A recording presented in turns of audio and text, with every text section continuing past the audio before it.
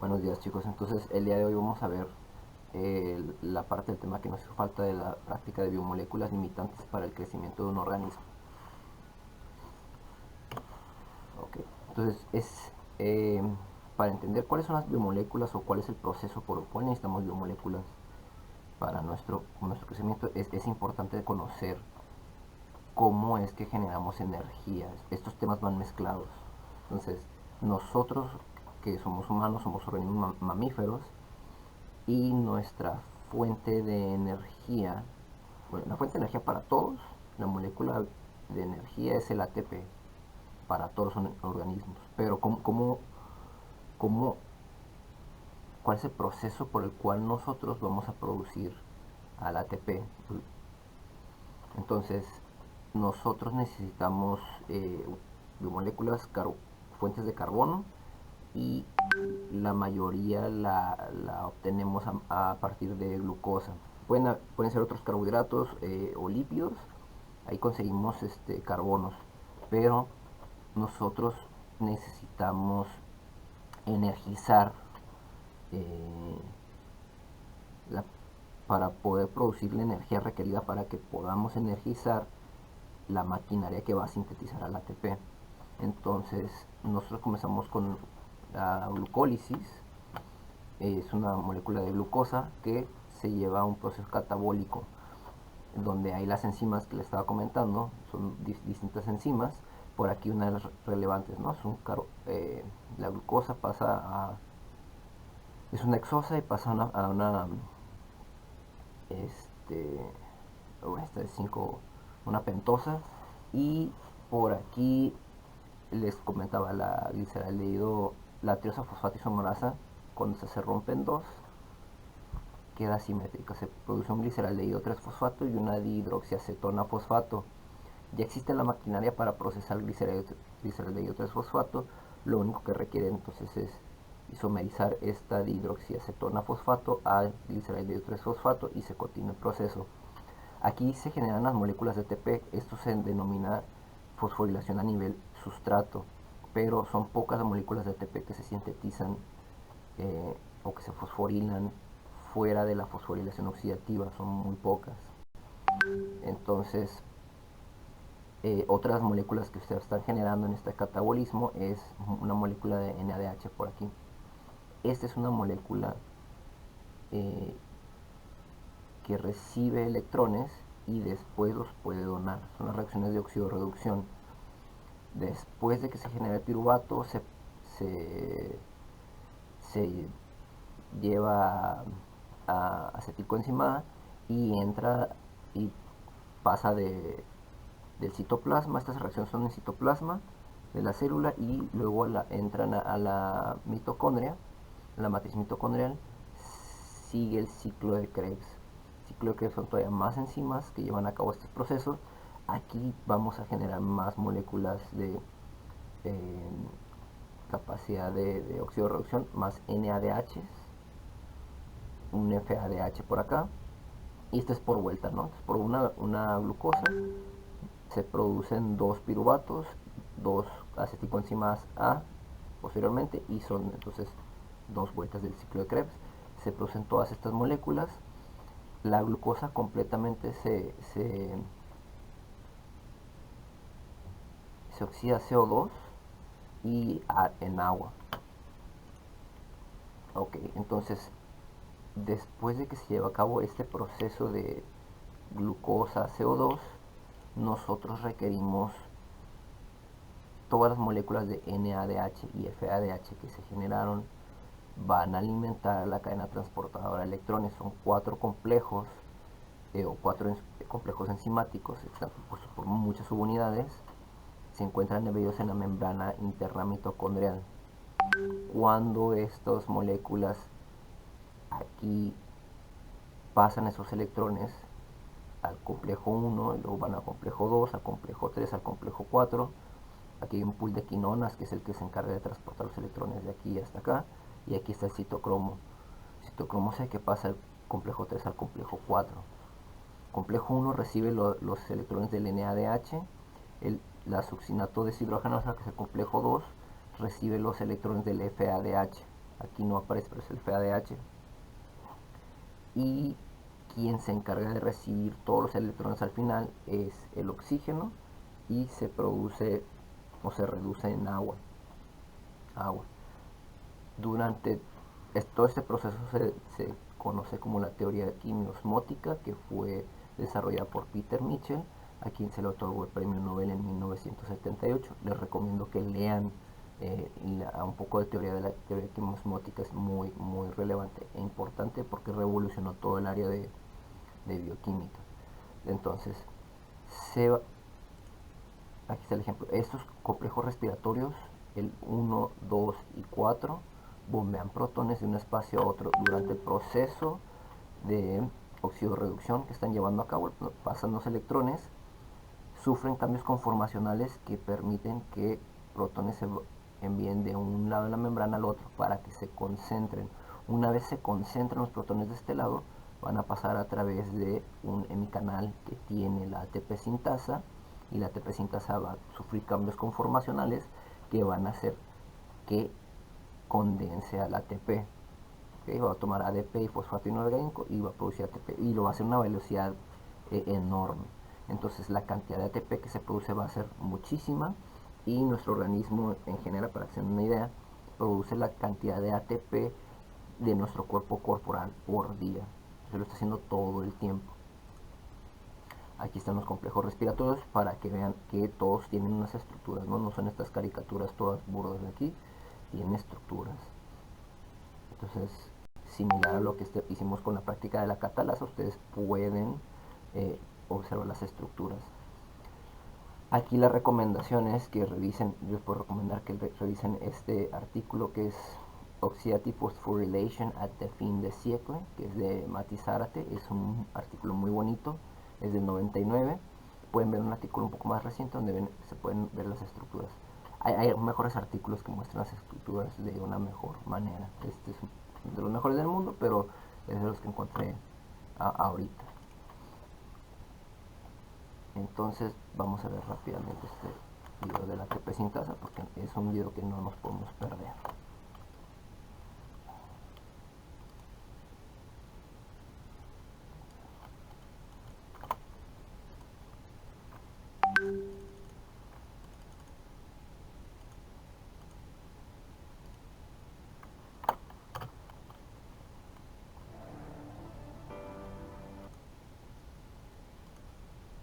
Aquí está la ATP sintasa y está girando. Los protones van a estar pasando por esta parte, del otro lado de la membrana por aquí, es un canal que hace que gire la subunidad gamma.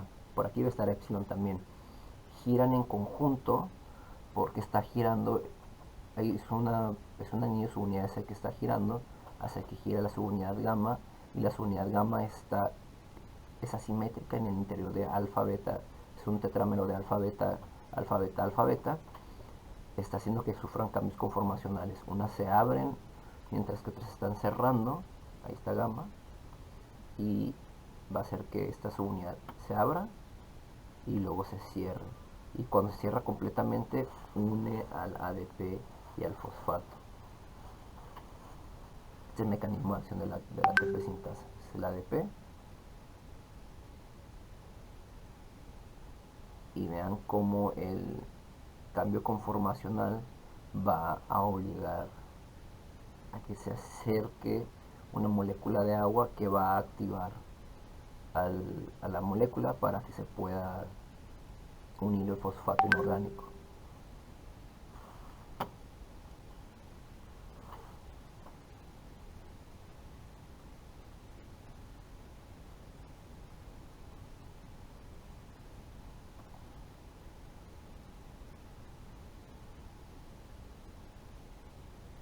Ven el reordenamiento que ocurrió aquí por el movimiento que está sufriendo la enzima, ¿no? Los cambios conformacionales que sufre la enzima.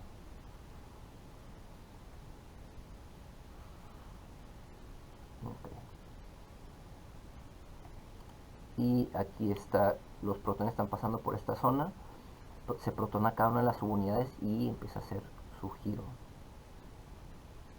Y esto es todo es una cantidad enorme de energía la que se requiere para que esto suceda, pero la energía ya se gastó, o los complejos respiratorios ya pusieron esa cantidad de protones de un lado al otro, ¿no? Obligaron que estuvieran en esa zona, entonces es una energía potencial que se está aprovechando. Okay. Les dejo de tarea que vean estos otros videos, nomás lo voy a poner rápido para que lo veamos un poquito, pero lo ven con calma ustedes. Ok, gracias YouTube por los anuncios.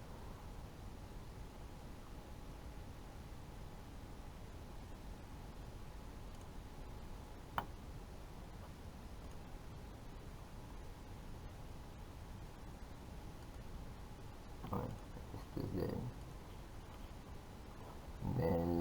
de teoría quimosmótica y el flujo de protones de una a otra. Ahí están esos dos videos adicionales. Ok, entonces nosotros como organismos mamíferos, ¿de dónde conseguimos las biomoléculas que requerimos? Necesitamos fuente de carbono, necesitamos moléculas nitrogenadas o fuente de nitrógeno, y necesitamos otros metales y sales. Entonces, y vitaminas. Los fuentes de carbono nosotros los obtenemos a través de los carbohidratos o de los lípidos. Y las fuentes de nitrógeno lo obtenemos a partir de proteínas o de ácidos nucleicos. Nosotros comemos, entonces ingerimos alimentos que estamos rompiendo en pedazos, en moléculas más pequeñas, que utilizamos después para biosintetizar lo que requerimos. Pero tenemos nosotros una manera de tener las biomoléculas disponibles, ¿no? Porque tenemos esa capacidad. Y necesitamos agua, tomamos agua también. Pero, ¿qué sucede con los organismos que no se pueden mover? Como las plantas, por ejemplo. Pues las plantas son organismos fotosintéticos y la pregunta es, ¿ellos de dónde obtienen las biomoléculas requeridas para producir energía? Entonces ellos tienen que obtener las biomoléculas del suelo y utilizan la luz solar. A diferencia de la fosforilación oxidativa que tenemos nosotros y nuestra cadena transportadora de electrones, la de los organismos fotosintéticos es distinta. Antes de que les hable un poquito más de esto, quiero hacer hincapié que aquí nosotros la molécula que tenemos para donar electrones es en el NADH o el FADH, que lo dona por acá, y quien es la molécula aceptora final de electrones es el oxígeno. ¿Okay? Eso es muy distinto a los organismos fotosintéticos. Los organismos fotosintéticos, entonces, para producir, sintetizar ATP, tienen la misma enzima, tienen la ATP sintasa. Sin embargo, los complejos respiratorios de ellos son distintos a los de nosotros. Esto es hablando en el cloroplasto, porque las plantas también tienen mitocondrias y todo el mitocondrias es idéntico a nosotros, o casi idéntico. Pero eso ocurre en la noche, utilizan la mitocondria durante la noche o en otras ocasiones, pero la mayor energía que producen ellos es a través de la fotosíntesis. Sus complejos respiratorios del fotosintéticos o complejos fotosintéticos son distintos. Tienen un fotosistema 2 y un fotosistema 1. El fotosistema 2 es alimentado, los electrones son alimentados por el agua. Es el donador de electrones. ¿Cómo activan ellos al fotosistema? Cuando captan fotones, y esto hace que sufran cambios conformacionales para poder aceptar a los electrones y se ponen al pool de quinonas, que posteriormente pasa a este citocromo B6F, tienen plastocianina y después van al fotosistema 1. ¿Okay? Posteriormente, este electrón que pasó por aquí termina produciendo un NADPH. Noten que es muy distinto. Nosotros tenemos NADH y lo oxidamos a NAD, perdón. Ellos ya tienen la molécula oxidada y la están reduciendo aquí. Esto se necesita porque esta es una molécula que tiene potencial para generar energía. Entonces ellos lo están produciendo aquí. Adicionalmente a esto, están bombeando protones de un lado a otro de la membrana y se genera el gradiente de electrones, de protones aquí, el cual pasa, energiza su ATP sintasa. ¿Okay? Es muy distinto. Yo les puedo recomendar que si gustan leer un poco de la ATP sintasa para que conozcan más detalles, pueden leer esta revisión que fue publicada aquí por su servidor. En ella se describe todos los detalles de la ATP sintasa, ¿no? Entonces, la fuente de energía para las plantas, para energizar su ATP sintasa, proviene de la luz, de los fotones que están captando. Se genera su gradiente electroquímico y alimenta su ATP sintasa, ¿no?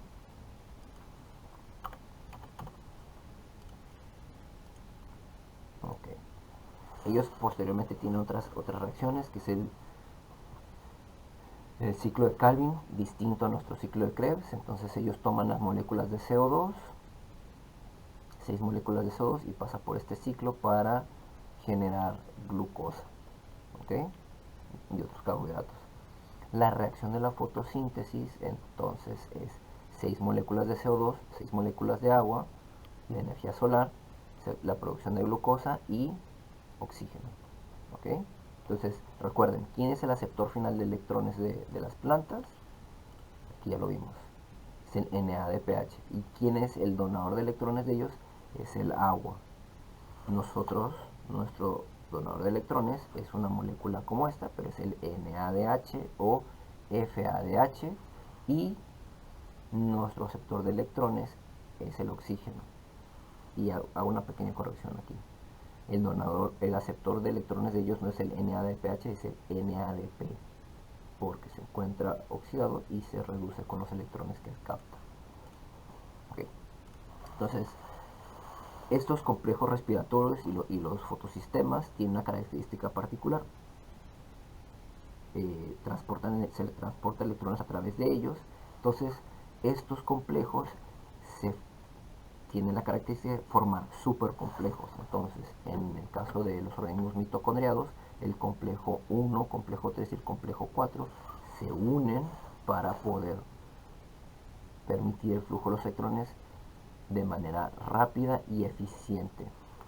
Sin embargo, por aquí, así es más o menos, este tipo de situaciones ocurren. La ATP sintasa también se puede dimerizar y oligomerizar, y se hacen crestas mitocondriales para hacer zonas en donde el gradiente de protones se concentra y se puede sintetizar o energizar más a la ATP sintasa y se sintetiza más ATP. Pero tratando de hacer un pequeño anuncio respecto a las especies reactivas de oxígeno que estamos viendo en la práctica de la catalasa, estos supercomplejos eventualmente se separan, se alejan entre ellos y hay más fuga de electrones. Entonces, la fuga de electrones, les comenté, es de los procesos de senectud, del envejecimiento. Se fugan los electrones, se generan especies reactivas de oxígeno, y esto ocurre porque estamos utilizando oxígeno, pero fallas en el sistema, ¿no?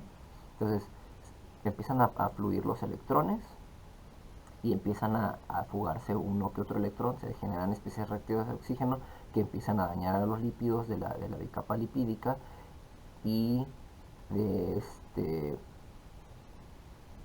empiezan a dañar los complejos, y entonces estos se separan, y entre más especies reactivas de oxígeno se generan y más se separan los complejos, más se daña y más se separa todo. Entonces, parte de nuestro proceso de senectud. Las especies reactivas de oxígeno, aquí está el oxígeno molecular que tiene un doble enlace. Cuando se carga con un electrón adicional, entonces empiezan a haber electrones que no están apareados, radicales libres. Son los ejemplos, y algunas de las enzimas que se encargan de proteger de estas especies.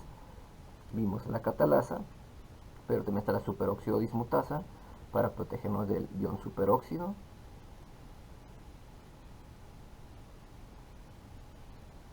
y la glutatión peroxidasa para protegernos de este ion. Ok,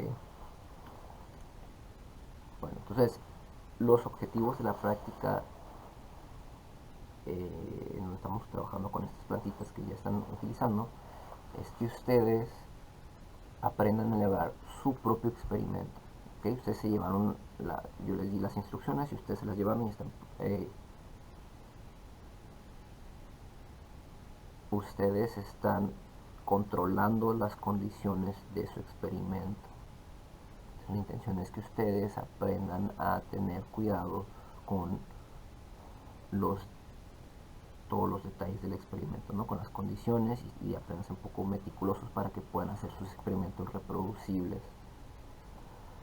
Entonces las plantas se las llevaron 21 días aproximadamente y la idea es que ustedes aprendan a proponer una pregunta de investigación, aprendan a proponer una hipótesis o varias hipótesis, que es el caso de esta práctica, que lleven a cabo los experimentos para probar o refutar dicha hipótesis y pueden hacer un reporte en donde pueden mostrar la evidencia en forma de figuras que pruebe o no su hipótesis. Que dicho reporte pueda discutir, bueno, que en dicho reporte puedan discutir el motivo por el cual su hipótesis se probó o se refutó. Y ustedes pueden proponer si algo no salió como esperaban, hubo algún detalle, pueden proponer experimentos adicionales para mejorar el experimento o para probar o desprobar algunos detalles que pudieron creer que no se lograron en la práctica que hicieron. El organismo entonces que usamos fue el Phaseolum vulgaris, el ceprijol, y les comentaba que tenían que buscar la taxonomía del organismo. Iban a hacer 3 experimentos con distintas condiciones. Una va a ser la condición de luz, que es importante que tengan la noción de los controles que se tienen que utilizar. La otra condición es el agua. Entonces, ahorita platicamos de los controles. Y la tercera condición es el fertilizante, que va a incluir nitrógeno. Normalmente estos fertilizantes traen como moléculas de nitrógeno, traen urea, sulfato de amonio, nitrato de amonio, fosfato de amonio, de amoníaco, perdón, y fosfato de amoníaco, ¿no? Para esta condición también sería ideal que ustedes piensen en los controles. Les comentaba, la planta va a obtener las biomoléculas del suelo. Ella va a producir sus carbohidratos. Va a utilizar CO2 y de ahí su fuente de carbono, ¿no? del gas que hay en el aire, del CO2. Pero el carbono y el nitrógeno lo tiene que obtener de algún lugar. Perdón, el nitrógeno y los otros metales, minerales, los tienes que obtener de algún lugar, igual que el agua. Entonces, el agua puede haber en abundancia si hay un río ahí cerca, pero necesita nitrógeno para sus proteínas y para biosintetizar sus ácidos nucleicos. Sin ácidos nucleicos no se puede duplicar las células. En ausencia de proteínas tampoco se pueden duplicar las células. No hay ribosomas para poder traducir el ARN mensajero a proteína, y pues no hay aminoácidos. A lo mejor hay ribosomas, pero no hay aminoácidos, entonces no se pueden estar utilizando en este proceso de traducción. Entonces necesita tener la planta en la tierra los nutrientes adecuados para poder biosintetizar sus biomoléculas. Esa es la intención de la práctica, que notemos cómo cada una de las siguientes condiciones afectan el crecimiento de la planta: luz, agua y el fertilizante, o la fuente de nitrógeno. Su planta, la intención es que la crezcan en un frasco de esta manera, pero que tenga tierra, y medir con el paso del tiempo el tamaño de la raíz, del tallo y el tamaño de hojas y la cantidad de hojas. Es lo que vamos a estar observando cada día en la bitácora que les comenté que tenían que estar utilizando. Entonces, la semilla del frijol, la intención es que quede pegada en el frasco para que ustedes la puedan estar midiendo el crecimiento de las raíces. En la condición, bueno, ahorita platicamos. Entonces, el experimento con agua, si les comentamos, ¿no?, que el agua es el donador de electrones, es el donador de electrones de las plantas, de los organismos fotosintéticos. Entonces uno podría hacerse la siguiente pregunta de investigación: ¿la cantidad de agua afectará el crecimiento de la planta? Sin agua no tiene donador de electrones, no puede sintetizar ATP, entonces tendría que ser así. La hipótesis entonces sería: la planta crecerá proporcionalmente a la cantidad de agua que reciba. Esta es una hipótesis. Entonces la idea detrás de esto es: si se requiere el agua para que done electrones, si le damos más agua hay más electrones donados y entonces tiene que haber más ATP. Esa es una hipótesis. La intención entonces es tener 4 tipos de plantas. Una le vamos a estar dando 1.2 mililitros de agua al día, la otra 2.5 y a la última 5. En teoría, entre más agua tenga la planta, debe crecer más. Y es lo que vamos a tratar de probar con estos experimentos, donde al final de estos 21 días vamos a revisar si efectivamente la planta creció más, entre más agua tenía. Les comentaba que tenemos que estar midiendo el tamaño del tallo, de la raíz, y contar las hojas y los colores. Todo lo que puedan observar, anótenlo en su bitácora de experimentos y le toman foto. Entonces le toman la foto en el momento que hacen la lectura. Hagan la lectura a la misma hora del día, todos los días. Y la intención es que ustedes aprendan a hacer discusiones. Entonces van a discutir si probaron con los experimentos que realizaron y los resultados que obtuvieron al final de 20 días, si probaron una hipótesis con el experimento o se refutó. En el caso de que sí se logró, ¿por qué? En el caso de que no, ¿por qué? ¿Qué datos tenemos que digan que sí o que no? Y pensar por qué pudo haber ocurrido y qué otros experimentos puedo proponer para continuar o mejorar esta investigación. Y al final van a poner una pequeña conclusión de si se probó o no la hipótesis. Entonces recuerden, de cada condición son 3 plantas distintas. 1.2 son 3 plantas, 2.5 mililitros de agua, 3 plantas, y 5 mililitros, 3 plantas, porque vamos a hacer desviaciones estándares. Y me hace falta explicarles las desviaciones estándares. Y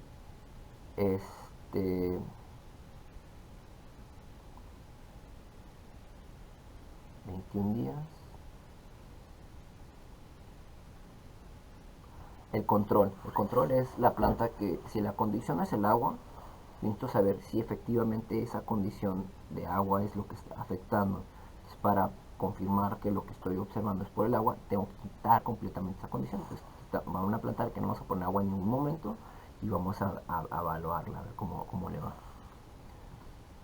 El otro experimento es el de la luz. Vamos a hacer una pregunta de investigación. Entonces es similar a la que hicimos aquí. La cantidad de agua afectará el crecimiento de la planta.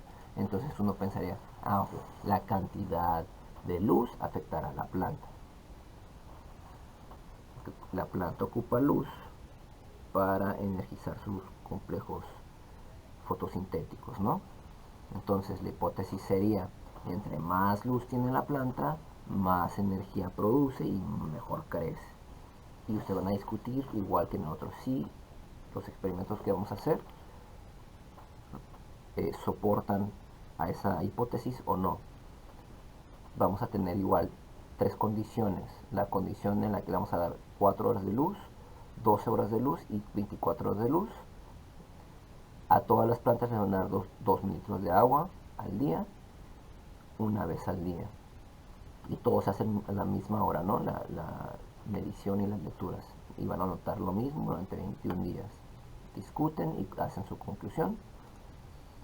El experimento con las moléculas nitrógenas, entonces, tiene, perdón, Se me olvidó decirles que aquí tenemos el control que no tiene luz. Vamos a eliminar la variable. Para esto entonces el frasco que estaba sellado con papel aluminio. Solamente lo abro un poquito para tomarle la foto una vez al día. La condición de las moléculas nitrogenadas, entonces iban a utilizar un pellet de fertilizante de nitrógeno, 3 pellets, 6 pellets y 15 pellets. Los pellets solamente se van a poner una vez.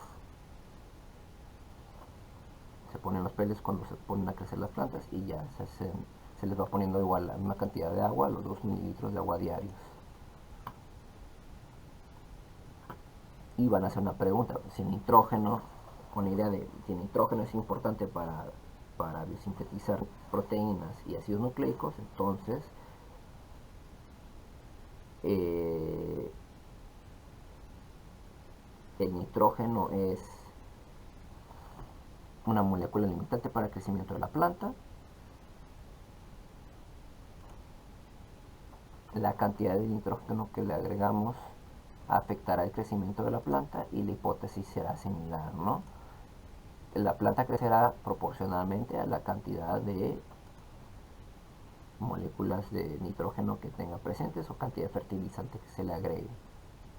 Donde uno esperaría que con 15 pellets debería crecer más que si solo tiene un pellet, y el control que no va a tener ningún pellet, ¿no? ¿Ok? Y van a hacer el mismo proceso, van a hacer su hipótesis, su discusión y la conclusión. Les voy a enseñar rápidamente cómo hacerlo de las desviaciones estándar. Vamos a abrir Excel.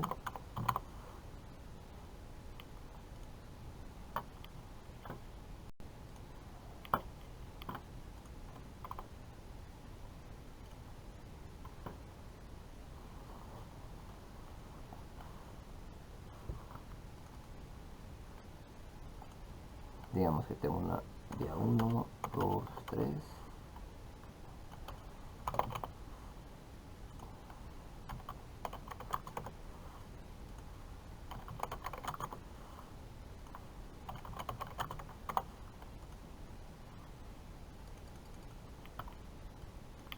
Entonces una condición X, ¿no? Tengo mi planta y creció 1 centímetro aquí. Aquí creció, vamos a quitarlo a los centímetros.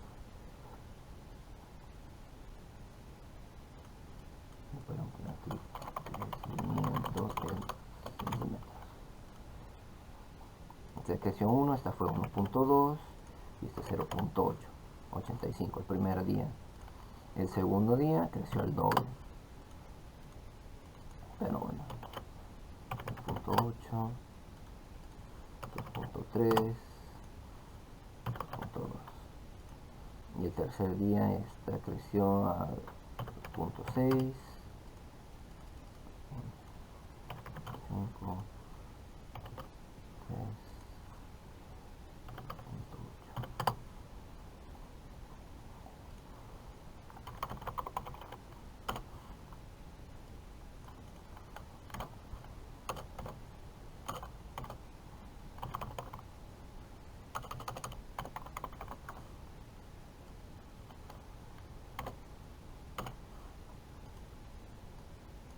Y ahí tienen los promedios. Entonces, la desviación estándar, ustedes van a hacer lo siguiente.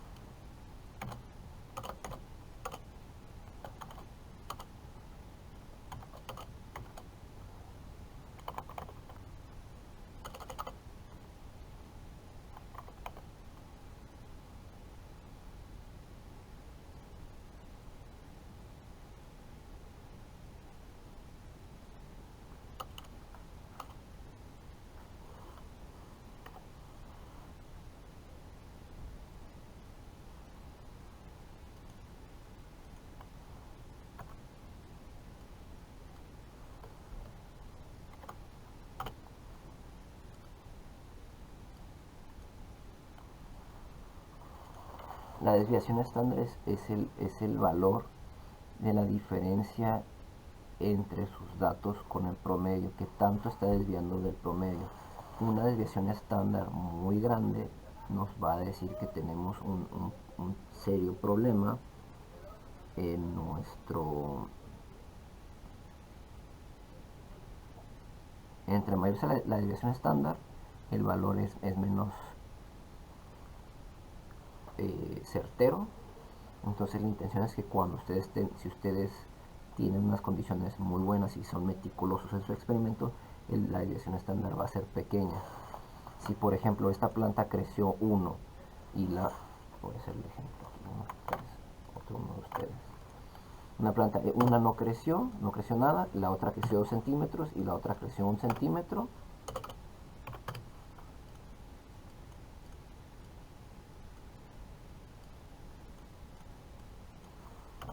La desviación estándar es de 0.81, es prácticamente el valor de esto, es mucho más grande que esto, prácticamente esto y es prácticamente la mitad de esto. Es un valor donde yo no puedo estar confiando completamente de los resultados porque me está indicando que no fueron cuidadosos, ¿no? O sea, no es un valor que me indica que hay mucho error. La intención es que la desviación estándar sea muy pequeña. Tendría que ser de preferencia menos del 10%, idealmente. Entonces ustedes van a estar notando que las desviaciones estándar, con las desviaciones estándares del error que tienen en cada uno de sus experimentos para que consideren que pueden mejorar mucho su experimento. Similar a lo que estuvimos realizando en la práctica de cuantificación de proteínas, la curva que ustedes realizaron en teoría deben haberla hecho 3 veces y cada uno de los datos haber sacado una desviación estándar para confirmar que la desviación estándar no fuera muy grande, que sus datos no se estaban desviando tanto. ¿Vale? Si tienen dudas o preguntas, quedo a disposición de ustedes. Y ahorita subo la clase y a partir de espero unas horas ya les mando el link y me mandan preguntas si tienen dudas para la entrega de su reporte, ¿sale?